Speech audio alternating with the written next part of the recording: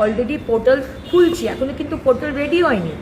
অনেক জায়গাতে সংবাদ মাধ্যমে আমি দেখছি পোর্টাল খুলে গেছে, এটা কিন্তু সম্পূর্ণ ভুয়ো কথা। কিছু বিষয় নেই, মানে যারা লক্ষ্মীর ভাণ্ডার পাচ্ছিলেন তাদের নামটাই ট্রান্সফার হয়ে যাবে অন্নপূর্ণা ভাণ্ডারে।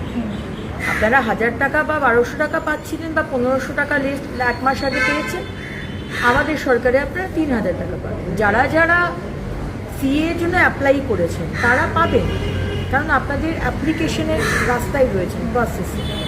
যারা ট্রাইব্যুনালে অ্যাপ্লাই করেছেন তারাও পাবেন, কিন্তু যাদের নামটা কাটা গেছে সেটারও ভেরিফিকেশন হচ্ছে, তারা কিন্তু পাবেন না।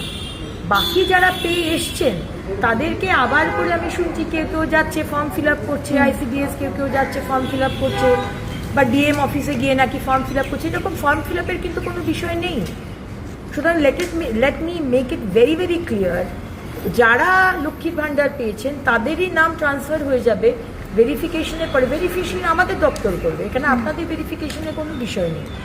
আর যারা ধরুন 15 বছরে পাননি, আরে বিজেপি করার জন্য আপনাকে দেওয়া হয়নি, বা আপনি খুবই গরিব কিন্তু তাও আপনাকে দেয়নি, তাদের আমরা শুরু করব। আমরা অলরেডি পোর্টাল খুলছি, এখনো কিন্তু পোর্টাল রেডি হয়নি।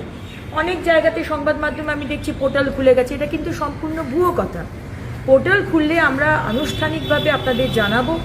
যারা যারা পাচ্ছেন না সেই পোর্টালে অ্যাপ্লাই করবেন, যারা পাননি 15 বছর ধরে, এবং তাদেরটা আমরা 2-3 মাস বাদে বাজেট হওয়ার